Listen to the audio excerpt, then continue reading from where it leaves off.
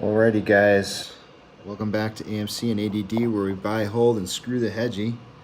We have made it to one of our destinations. We are currently in the hotel, just kicking back, relaxing a little bit here. We'll get out and see if we can go see a movie or something like that a little bit later tonight, because gosh darn, what an awesome day today. My son hasn't been to a movie in a really long time, so that's possibly what we'll do today. Is tonight we'll go enjoy a movie here. So let's look at some of the technicals that we had for today and try to see what it is exactly that happened, what occurred, and where things kind of sort of want to skew for the hedge funds. So let's look what's going on here. I'm going to turn my phone sideways here for you, y'all. All right, so indeed what happened was, this is the last point right here at 38.27 before it started to take off. And that was sort of the third or the fourth, I believe it was the fourth touch point into hitting that 38. I said 38.77. It was pretty close. But anyways, it ended up breaking out early out of that 15-day wedge or triangle that we had forming that looked like it was going to end on September 1st or 2nd.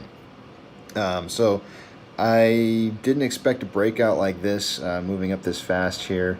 But that's fine. We're here's where we're at. So we have a nice little flagpole formation going there. We topped out at $48.19. Based on how this is trending right now, I think that if you line that up, kind of like the end of where that's at, that formation, you have to forgive me. I'm limited to how much I can draw with my fingers on here. It is so tough. I need to go out and buy myself like a remote mouse that works with this iPad, because let me tell you, it is painful to try and draw stuff on here. But anyways, if you look at the timestamp or you follow this line up here to these lines, it looks like maybe about the beginning of the morning will be breaking out. And if you think about that, the beginning of the morning, when the next day starts, it's actually the pre-market starts with Europe. And of course, on a big, huge buy like we've had today, they're going to come in with FOMO. And so it makes sense. Our next flag up is going to be the FOMO coming in from the next group. We're still under $45, which I don't like seeing. It's not a do or die kind of situation, because we're at the very top of it. And especially if Europe comes in and starts buying in and pushes up to like $50, you're just going to see massive amounts of buying tomorrow. Kind of looking at some of the other. Here's our volume right here. Volume at 225.4 million. Shysta. That is pretty cool. That's a lot of turnover, guys. I mean, that's nearly 1/2 of our total volume being traded on a single day. And it wasn't the apes selling shares. So yeah. That's absolutely beautiful. And I have some DD on that I'm going to touch with you guys on possibly when I get back. I'm not sure. I have to do some more research on it and figure out some things. But how is RSI doing? Is this RSI down here? Okay, what are we on here? We're on a 10-minute chart. I'm not going to zoom in on this, but on a 10-minute chart, RSI is just almost out. So consolidation right now is a good thing. Having this consolidation right now is going to help to lower our RSI, and that will help to give us to that new push going up and moving forward. So, oh gosh darn, what I forgot to do before I started this whole stream. All right, bear with me. I want to pull up options. Let me just see if I can find a Yahoo options page. So let's see here. AMC options chain.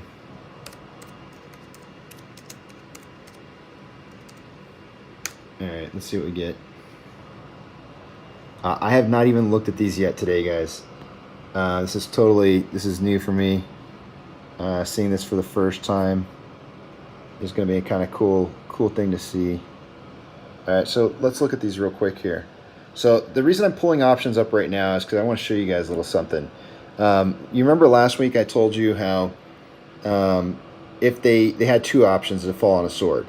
One of the options was to go with a gamma squeeze last week, which they didn't like that option, and so they went the other way, which was to drop the price. Well, to drop the price, they have to borrow shares. To borrow shares means that they have to do failure to delivers in the future. That's the other side of the dead sword. And so what they almost pretty much ended up doing was keeping the share price almost even. And by keeping it even, it was like falling on the flat side of the sword. But the problem is that sword moved into this week, making it even more volatile of a decision. And it looks to be like, I mean, I'm not seeing it. I mean, let me switch screens here real quick. Let's see. Let's go to Stonka Tracker. So Stonka Tracker, sorry for the you can see what I'm doing in the background here, but Stonka Tracker, shares available to borrow. I mean, that really hasn't changed throughout what I'm seeing for the day today. I mean, you can see it kind of stayed around the same numbers for most of the day today, and then if we come over and we take a look at Ortex, we can see over here, sure enough, they only returned 1.5 million shares, so they didn't do borrowing today. If they didn't do borrowing, then that means that they weren't able to short the stock down. Not shorting the stock down takes us to what? The only other option is options, gamma squeeze, incoming. They have to leverage, right? They have to leverage for the out of puts positions that they have. So if we look at that, I guess actually probably the best place is still to see the Stonka Tracker, right? So we come over here to our calls versus puts. Now notice this, 104,000 calls in the money to 98,000 out of the money puts. This is leveraging, right? This is how they leverage. So now they're going to try and make monies on the call side so that they can try and make up some of the money that they're losing. The problem with that is that they have to let the price go up to make that money. And if they let the price go up, gamma squeeze. Because now you got FOMO players moving in to try and buy stocks because the price is suddenly shooting up. This is the gamma squeeze. This is we're in the gamma squeeze portion of this. The question is will this portion of this gamma squeeze move us into that next phase, another phase of what we just experienced, through June till now, and from January to June? Or is this the end where we start seeing margin calls because the price gets to some point where margins can't be covered? So we're going to see what happens. I mean, it's remains to be seen. I really felt like that what we were going to see was, something like this cooking off probably around, September 1st or 2nd. And I feel like we're kind of jumping into this a little early. So that probably will mean that retraction I'm talking about on Thursday, we'll probably see a harder pullback on Thursday than I would have anticipated. But, that's okay. It's not a problem. Again, this on loan amount, the red line is the on loan and the on loan average per age day. Notice how those separated. And every time those start separating, we start seeing prices. As on loans go down and average loan age per day moves up, price starts increasing. And you can see they moved apart back here a couple days ago. 1, 2, 3, 4, 5, let's see, 1, 2, 3, 4, 5 days ago, 6 days ago. They started to separate.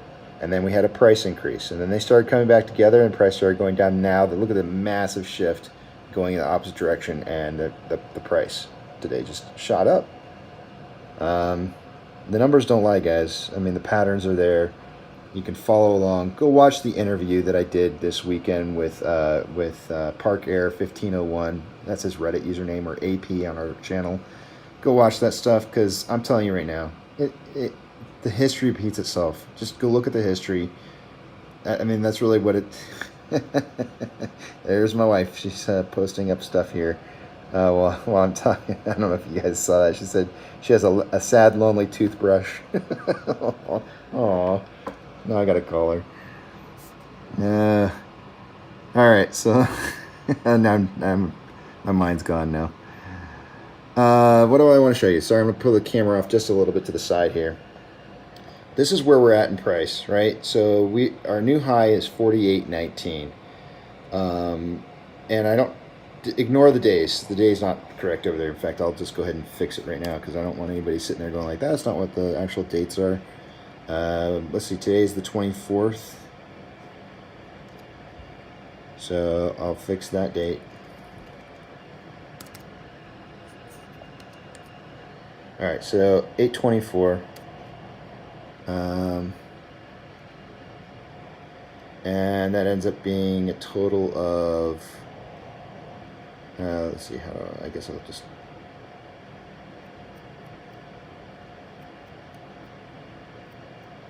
$13 days.